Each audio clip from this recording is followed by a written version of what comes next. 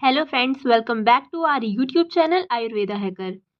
आज हम जिस चीज़ का शॉर्ट नोट आपके लिए लेकर के आए हैं वो है पीसीपीएनडीटी एक्ट 1994। इसका फुल फॉर्म है preconception and prenatal diagnostic technique act 1994। तो ये एक ऐसा टॉपिक है जो कि 3 सब्जेक्ट में आ सकता है, जिसका क्वेश्चन 3 सब्जेक्ट में आपको देखने को मिलेगा। पहला गायनी एंड ऑप्स, दूसरा स्वस्थवृत्त और तीसरा कौमारभृत्त।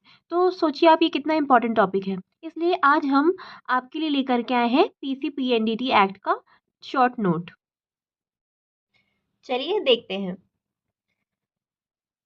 Misuse of technology is the main reason for distorting child sex ratio।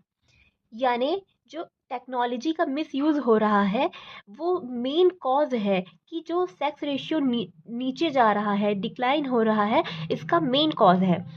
Child sex ratio क्या होता है? Ratio of girl to boy in 0 to 6 age group. 0 से 6 एज ग्रुप के जो बच्चे होते हैं उनमें गर्ल टू बॉय का जो रेशियो होता है वही चाइल्ड सेक्स रेशियो कहलाता है। In order to regulate use and misuse of technology, PCPNDT Act enacted in 1994 and amended in 2003 is an important tool for addressing sex selective elimination। मतलब इसको regulate करने के लिए क्या? Use and miss use of technology. PCPNDT act जो है कब लागू हुआ? 1994 में। और इसका संशोधन कब हुआ, अमेंडेड कब हुआ? ये 2003 में। ये एक बहुत बड़ा इम्पॉर्टेंट टूल है एड्रेस करने के लिए सेक्स सेलेक्टिव एलिमिनेशन को। इसका मतलब सेक्स सेलेक्टिव एलिमिनेशन का मतलब सिर्फ ये नहीं होता कि सिर्फ गर्ल का एबॉर्शन करवाते हैं। जिन्हें गर्ल नहीं चाहिए, मतलब सॉरी, जिन्हें बॉय नहीं चाहिए वो बॉय का भी एबॉर्शन करवाएंगे। इसलिए एक इम्पॉर्टेंट टूल है for addressing sex selective elimination. There is provision of punishment and penalty for those who violate provisions of PCPNDT। जो लोग इसके नियमों को नहीं मानते हैं या इसका उल्लंघन करते हैं उसके लिए पनिशमेंट भी है, पनिशमेंट का प्रावधान भी है इस एक्ट के तहत। PCPNDT act 1994 is an act of the parliament of India. ये पार्लियामेंट ऑफ इंडिया का एक एक्ट है, इनेक्टेड टू स्टॉप 3 चीज़ें, मतलब 3 इसके काम है मेन। क्या है? Stop female foeticide, female foeticide को स्टॉप करना।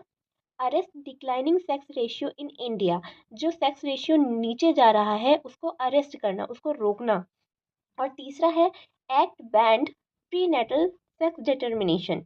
ये जो एक्ट है वो बैन करता है प्रीनेटल सेक्स डिटर्मिनेशन को। आप जन्म के पहले सेक्स डिटरमाइन नहीं करवा सकते हैं।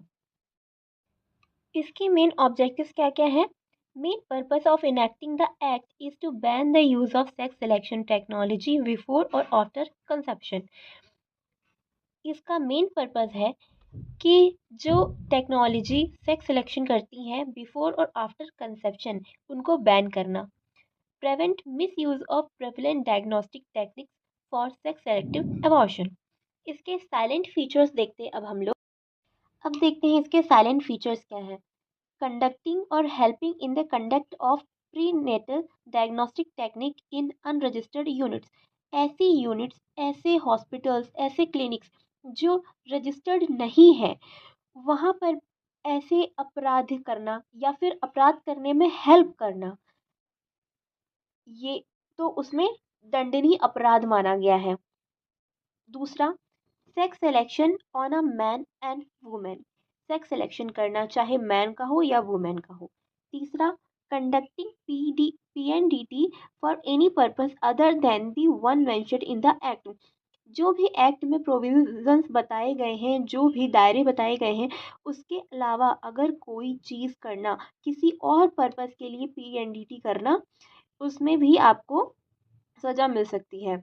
चौथा, sale, distribution, supply, renting of any ultrasound machine और any other equipment capable of detecting sex of the female, sex of foetus.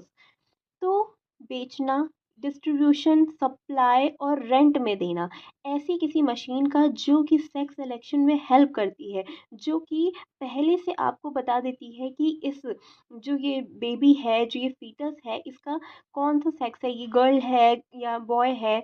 तो इस तरह की मशीन्स की सप्लाई करना, उनको रेंट में देना, ये सब भी दंडनीय अपराध माने गए हैं इस एक्ट के तहत। फिर इसके देखते हैं हम लोग main provisions in the act. First, provides provision of sex selection before और आफ्टर कंसेप्शन। मतलब आप जानकारी प्रोवाइड करवा रहे हैं बिफोर और आफ्टर कंसेप्शन कि इसका सेक्स क्या है, ये गर्ल चाइल्ड है या बॉय चाइल्ड है। दूसरा, they regulate the use of technique, genetic abnormality, metabolic disorder, chromosomal abnormalities.